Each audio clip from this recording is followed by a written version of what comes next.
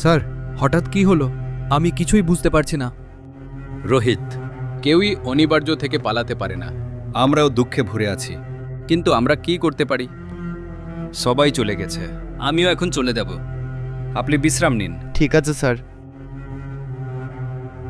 তুমি কখনোই একা বোধ করো না, আমি তোমার সাথে আছি। ঠিক আছে।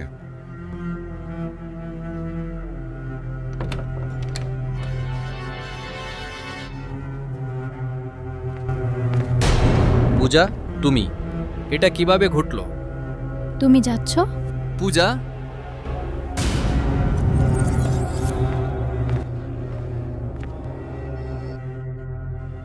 এটা কিভাবে হলো?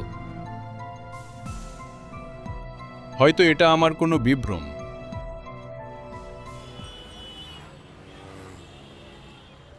স্যার, আপনি কি জিজ্ঞাসা করতে পারেন কখন আমরা এই মাসের বেতন পাবো? অনেক দেরি, এখনই টাকা জমা হওয়া উচিত ছিল। এটা নিয়ে তুমি চিন্তা করো না, আমি ফোনে কথা বলবো। ঠিক আছে sir. Hello sir. Hello. Sir, আমি এফআইআর করতে চাই। ওনার সাথে আমাকে বলুন কি হয়েছে, বলো আমাকে। তোমার নাম কি? রোহিত। আপনার পুরো নাম বলুন। রোহিত খান্না। আপনার অভিযোগ কি? স্যার, আমি আমার স্ত্রী পূজা সম্পর্কে অভিযোগ জানাতে চাই। ঠিক আছে, এখন আপনি বলতে স্যার, পারেন। আমার স্ত্রী পূজা খুব সাহসী মেয়ে ছিলেন। তিনি আত্মহত্যা করলেন কেন? আমি এটা বিশ্বাস করতে পারছি না ইন্সপেক্টর।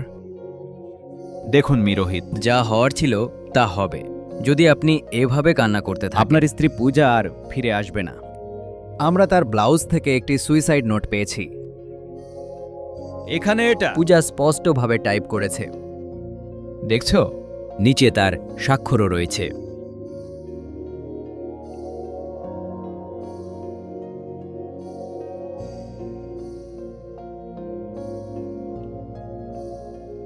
লিখেছিল যে আমার স্বামী রোহিত অনেক ঋণে ডুবে আছেন। দিন দিন সে আরও বেশি ঋণের মধ্যে পড়ছে। আমি ওকে। এখন আপনি নিজের খেয়াল রাখুন। তুমি যেতে পারো। ধন্যবাদ স্যার। স্যার, আপনি কি বেতনের কথা বলেছিলেন? মাঝখানে কোথাও সেই বেতন আটকে গিয়েছিল।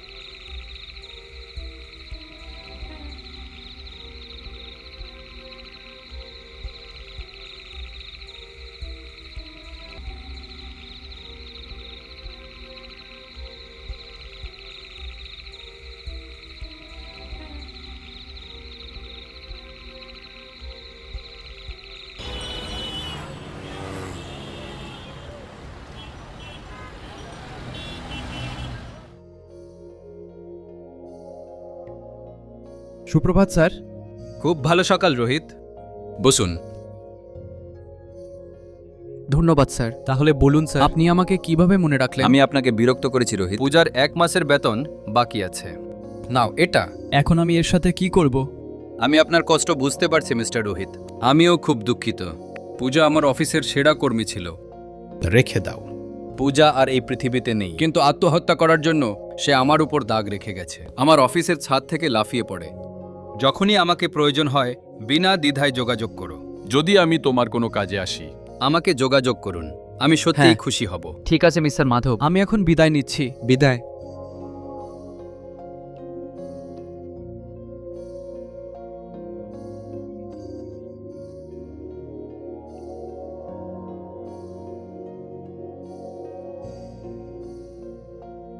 পূজা, আজ আমার জন্মদিন। গতবার তুমি এই ক্যালেন্ডারের চিহ্ন দিয়েছিলে, তাই না?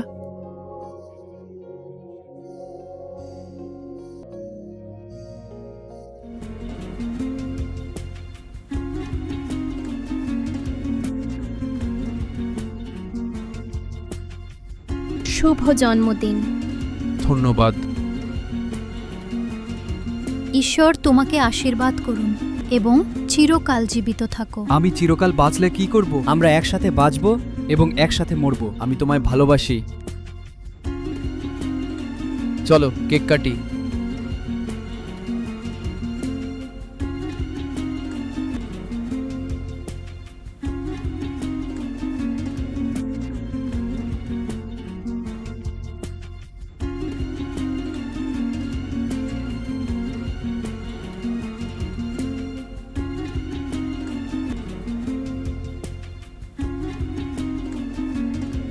শুভ জন্মদিন তোমায়।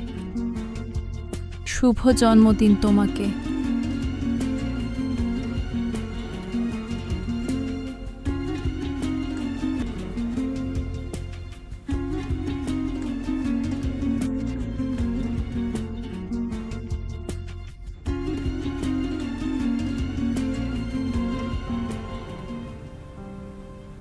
শুভ জন্মদিন।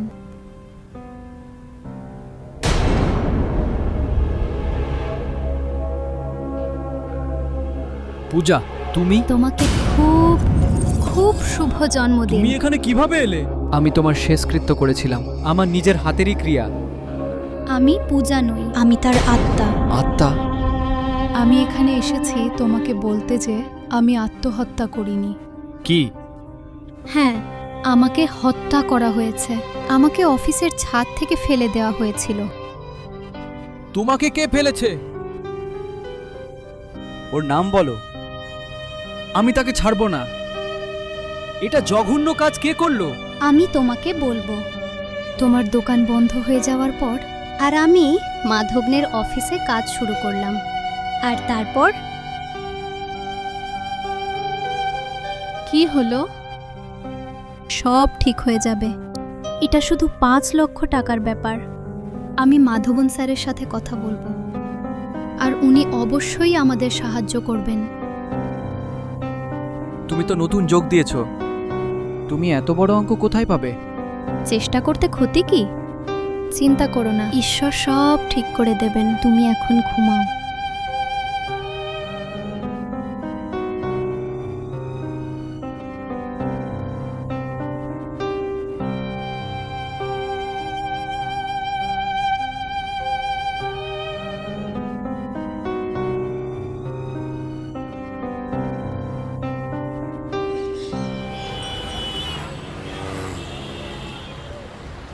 হ্যাঁ হ্যাঁ, এটা হয়ে গেছে।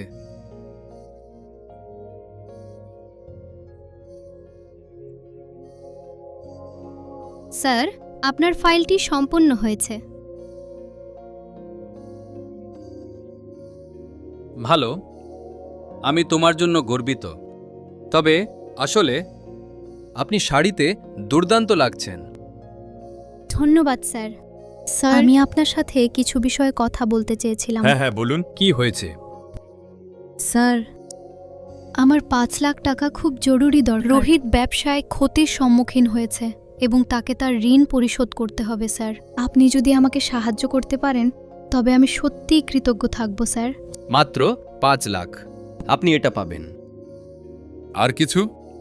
না স্যার। ধন্যবাদ। শুধু ধন্যবাদে হবে না। কি?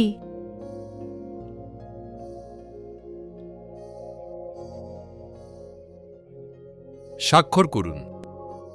আমি কিছুই বুঝতে পারছি না। শুধু আনুষ্ঠানিকতা। এটা এত বড় অঙ্কের ব্যাপার, তাই দয়া করে এটা সই করুন। ঠিক আছে।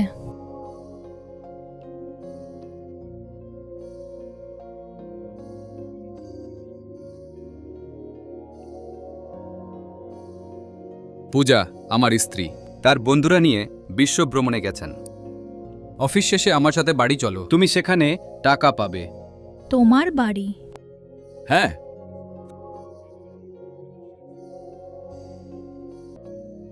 তুমি জানো পূজা, কিছু পেতে হলে কিছু ত্যাগ করতে হয়। কেউ জানতে পারবে না। তুমি কি ভাবছো পূজা? শুধু একবার। তারপর আমরা আগের মতো হব। আপনি কি বলছেন স্যার? আমি বিবাহিত। আমি জানি। সেই জন্যই আমি আপনাকে প্রস্তাব দিয়েছি, যাতে আপনার স্বামীর উদ্বেগ কমে যায়। দয়া করে। চাপ নেই। যদি আপনি রাজি হন, তারপর অফিসের পরে গাড়িতে গিয়ে বসো। ঠিক আছে। জি হ্যাঁ স্যার। যাও, আমাকে কাজ করতে দাও।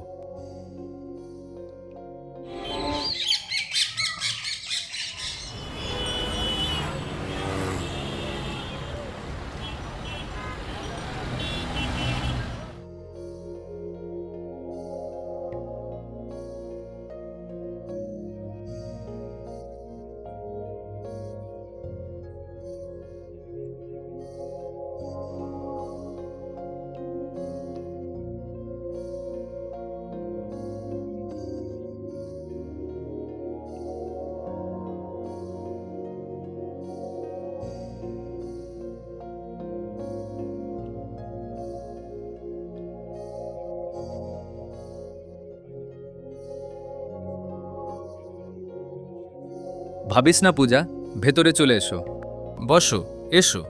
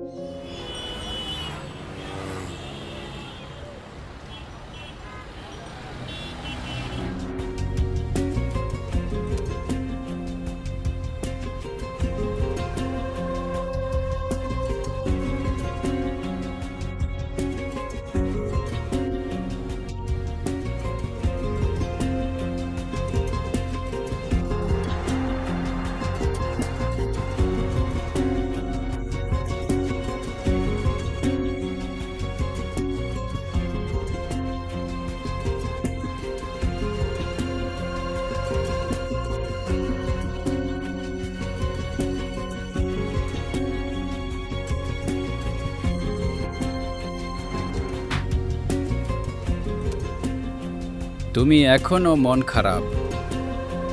এখন ছেড়ে দাও। এসো প্রিয়।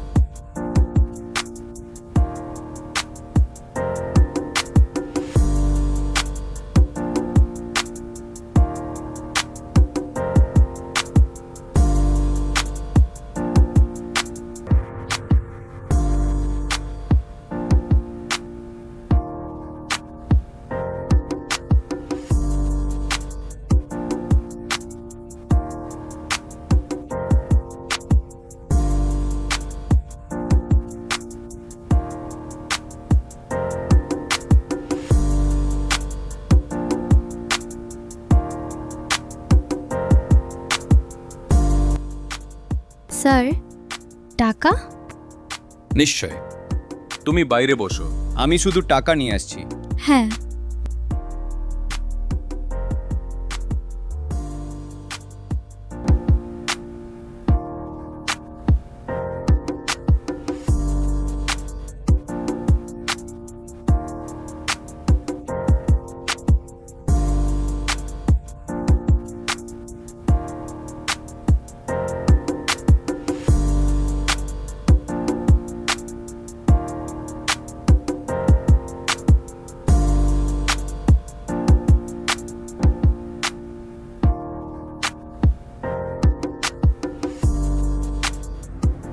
দুঃখিত পূজা।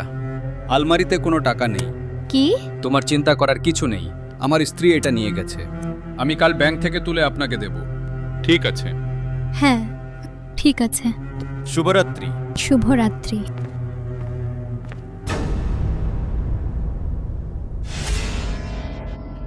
এসব কাজ করার কি দরকার ছিল? আমার আর কোনো উপায় ছিল না। আমি তোমাকে এভাবে দেখতে পারিনি রোহিত। এই কারণেই আমি এই পদক্ষেপ নিতে বাধ্য হয়েছি। যখনই আমি তার কাছে টাকা চাইতাম সে সব সময় এড়িয়ে যেত। সে আবারও আমাকে তার সাথে শোবার প্রস্তাব দিল। আমি যখন তাকে না বললাম সে আমাকে ব্ল্যাকমেল করতে শুরু করলো ভিডিও ক্লিপ দেখিয়ে। আর সে আমার শরীর নিয়ে খেলতে শুরু করলো। আর যখন তার স্ত্রী ফিরে এলো অফিসে সে আমাকে জোর করতে শুরু করলো। শুধুমাত্র পুলিশ অভিযোগ করার কথা বলার তারপর সেদিন মাধব আমাকে অফিসের দেরি পর্যন্ত অপেক্ষা করালো। তারপর সে আমাকে অফিসের ছাদে যেতে বলল। আর তারপর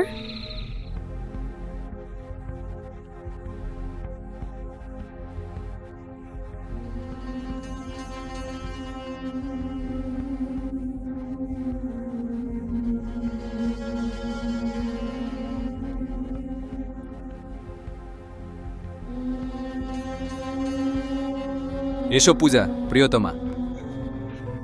তুমি কি বলছিলে? তুমি পুলিশের কাছে যাবে? তুমি আমাকে টাকা দেওয়ার প্রতিশ্রুতি দিয়েছিলে। আমি এই সমস্ত কাজ করেছি যাতে আমার স্বামীর টেনশন কমে যায়। যাই হোক ওটা বাদ দাও, ভিডিও ক্লিপটা মুছে দাও আর আমাকে একা থাকতে দাও। আর যদি আমি এটা না করি? তাহলে আমি অবশ্যই পুলিশের কাছে যাব। তুমি পুলিশে যাবে। এটা রাখো। আপনি কি করছেন স্যার? এটা আপনার 5 লাখ টাকার চেক। ছেড়ে দিন। এখন আপনি পুলিশের কাছে যান। তুমি পুলিশের কাছে যাও। ছাড়ো আমাকে। হ্যাঁ, তুমি পুলিশের কাছে যাও। ছেড়ে দাও। ছাড়ো আমাকে। ছাড়ো আমাকে। ছাড়ো আমাকে। ছেড়ে দাও।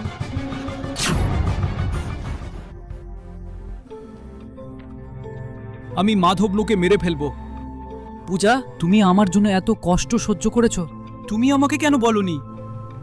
আমি মাধবকে মেরে ফেলবো। তুমি ইতিমধ্যেই সমস্যায় আছো, তুমি আরো বেশি সমস্যায় পড়বে। এই নাও মাধবানের ফোন, এতে সেই ভিডিও ক্লিপটি আছে। তুমি যখন এই ভিডিও ক্লিপটি পুলিশকে দেখাবে তাহলেই তারা তোমাকে বিশ্বাস করবে। যতক্ষণ না সেই দানব শাস্তি পায় আমার আত্মা শান্তিতে বিশ্রাম নিতে পারবে না।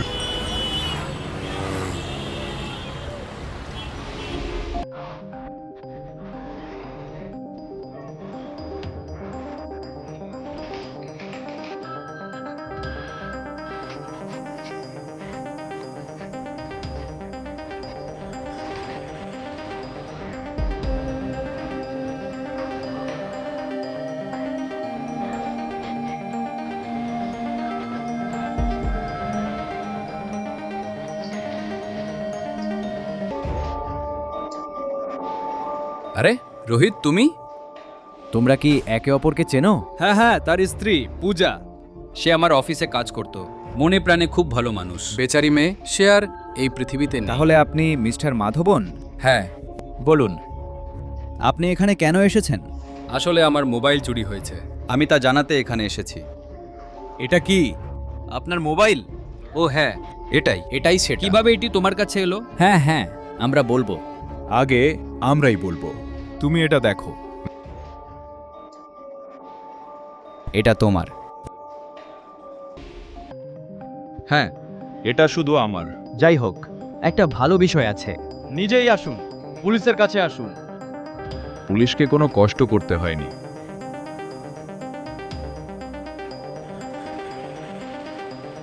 আমরা তোমার সবকিছু জানি। এটা তোমার জন্য ভালো হবে। তোমার অপরাধ স্বীকার করো। তুমি নারীদের অসহায়ত্বের সুযোগ নিয়েছো। এবং তাকে ছাদ থেকে ফেলে হত্যা করেছে। বলুন, না হলে তোমাকে মুরগির মতো পেটাবো। বল। আমি বলছি আমি শুধু পূজাকে মেরেছি। আর সেই সুইসাইড নোট, ওটা আমিই টাইপ করেছি। তুমি আমাদের সমাজকে দূষিত করেছো একটা দানবের মতো। কনস্টেবল, জি স্যার। নিয়ে যাও আর তাকে লক আপে ঢুকিয়ে দাও।